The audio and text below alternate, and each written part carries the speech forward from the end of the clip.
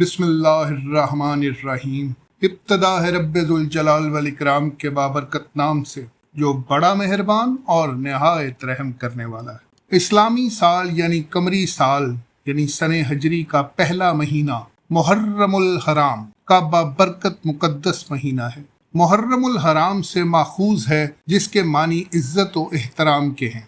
محرم کو محرم اس لیے بھی کہا جاتا ہے کہ اہل عرب اس مہینے میں اپنی تلواریں میانوں میں ڈال دیتے تھے اور لوٹ مار قتل و غارت سے رک جاتے تھے، یہاں تک کہ لوگ اپنے دشمنوں سے بھی بے خوف ہو جاتے تھے اور اپنے باپ یا بھائی کے قاتل سے ملا کرتے تھے تو اس سے کچھ نہیں پوچھتے تھے اور نہ کسی سے لڑائی جھگڑا کرتے تھے۔ گویا زمانے جاہلیت میں بھی لوگ محرم الحرام کا احترام کرتے تھے اور اس مہینے میں کسی انسان کے قتل اور جنگ و جدل کو حرام سمجھتے تھے۔ اللہ کے محبوب کریم محمد مصطفیٰ صلی اللہ علیہ وآلہ وسلم کی آمد کے بعد اسلام میں اس ماہ مبارک کی حرمت و عظمت اور زیادہ ہو گئی۔ قرآن مجید میں ارشاد ہے کہ بے شک اللہ کی کتاب میں اللہ کے نزدیک گنتی کے مطابق اس وقت 12 مہینے ہیں جب سے اس نے آسمان و زمین بنائے ہیں۔ ان مہینوں میں سے 4 مہینے حرمت والے ہیں۔ یہ سیدھا دین ہے، تو ان مہینوں میں اپنی جانوں پہ ظلم مت کرو اور حرمت و اکرام والے ان 4 ماہ میں جن میں محرم، رجب المرجب، ذیقعد اور ذی الحج شامل ہیں۔ ایک بار کسی نے نبی کریم صلی اللہ علیہ وآلہ وسلم سے عرض کی، یا رسول اللہ، فرض نماز کے بعد کون سی نماز افضل ہے اور رمضان کے فرض روزوں کے بعد کس مہینے کے روزے افضل ہیں؟ نبی کریم صلی اللہ علیہ وآلہ وسلم نے ارشاد فرمایا کہ فرض نماز کے بعد سب سے افضل نماز نماز تہجد ہے اور رمضان کے فرض روزوں کے بعد سب سے افضل روزے محرم الحرام کے ہیں۔ ایک اور جگہ نبی کریم صلی اللہ علیہ وآلہ وسلم ارشاد فرماتے ہیں کہ جو شخص محرم الحرام میں روزے رکھتا ہے تو اسے ہر روزے کے بدلے میں 30 روزوں کا ثواب ملتا ہے۔ نبی کریم صلی اللہ علیہ وآلہ وسلم کا ارشاد ہے کہ جو شخص محرم الحرام میں پہلے 10 دن تک مسلسل روزے رکھے گا گویا اس نے 10,000 سال اس طرح عبادت کی کہ رات میں قیام کیا اور دن میں روزہ رکھا۔ اس ماہ مقدس کا 10واں دن یوم عاشور کہلاتا ہے۔ عاشور سریانی زبان کا لفظ ہے جس کے معنی جامع برکات کے ہیں، اور یہ یوم عاشورہ ہر سال مسلمانوں کے لیے جامع برکات لے کر آتا ہے، اس لیے عرب نے اس دن کو عاشورہ کے نام سے موسوم کیا۔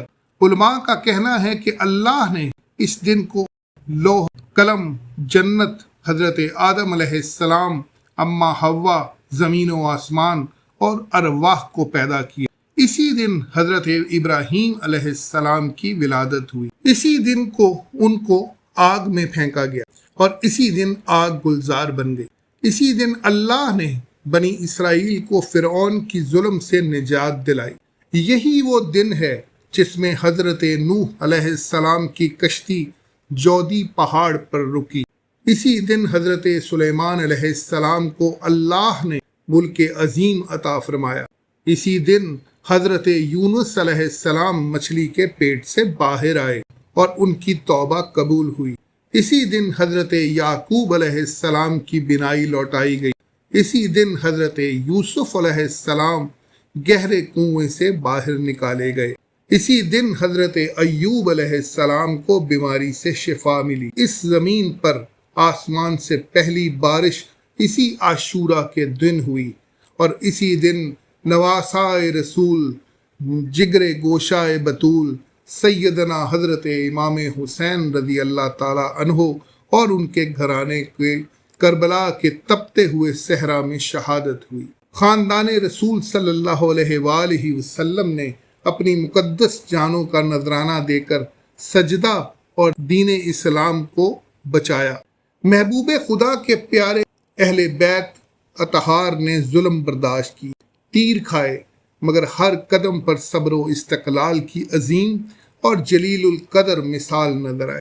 دراصل امام حسین رضی اللہ تعالی عنہ اور آپ کا گھرانہ رہتی دنیا تک حق و شجاعت کی زندہ مثال ہے۔ بعض علماء کا کہنا ہے کہ اللہ نے دنوں کے اعتبار سے جو بزرگیاں امت مسلمہ کو عطا فرمائیں ان میں یہ 10ویں محرم کا دن بزرگی والا دن ہے، لیکن اکثر علماء کا یہ قول ہے چونکہ یہ دن 10 محرم کا ہے اس لیے عاشورہ کہلاتا ہے۔ سید المومنین حضرت عائشہ صدیقہ رضی اللہ تعالی عنہ فرماتی ہیں کہ زمانہ جاہلیت میں قریش عاشورہ کے دن یعنی 10 محرم کا روزہ رکھتے تھے، اور نبی کریم صلی اللہ علیہ وآلہ وسلم بھی اس دن کا روزہ رکھتے تھے۔ جب آپ نے مدینہ منورہ ہجرت فرمائی تو خود بھی اس دن کا روزہ رکھا اور لوگوں کو بھی حکم عطا فرمایا، لیکن جب ماہ رمضان کے روزے فرض ہوئے آپ صلی اللہ علیہ وآلہ وسلم نے فرمایا کہ جو چاہے عاشورہ کا روزہ رکھے اور جو چاہے نہ رکھے۔ اس دن کے روزے کی بہت بڑی فضیلت ہے۔ نبی کریم صلی اللہ علیہ وآلہ وسلم نے ارشاد فرمایا کہ اگر مومن زمین بھر سونا خرچ کرے تو بھی عاشورہ کی فضیلت کو نہیں پا سکتا۔ اس دن مومنوں کے لیے جنت کے 8 دروازے کھول دیے جاتے ہیں تاکہ وہ جس دروازے سے چاہیں جنت میں داخل ہو جائیں۔ نبی کریم صلی اللہ علیہ وآلہ وسلم نے فرمایا کہ جو شخص عاشورہ کے دن اپنے اہل خانہ پر خرچ میں وسعت فرمائے تو اس کو اللہ پورا سال وسعت سے رزق عطا فرماتا ہے۔ اس دن صدقہ خیرات کرنا بڑا ثواب کا باعث، اس سے گناہ جھڑ جاتے ہیں، درجے بلند ہو جاتے ہیں۔ اس دن لوگوں کو پانی پلانا، شربت، دودھ یا کوئی اور مشروب پلانا بھی باعث ثواب ہے۔ سرکار دو عالم نبی کریم صلی اللہ علیہ وآلہ وسلم نے ارشاد فرمایا کہ جس نے عاشورے کے دن کسی کو ایک گھونٹ بھی پانی پلایا تو اس نے گویا ایک لمحے کے لیے بھی اللہ کی نافرمانی نہیں کی۔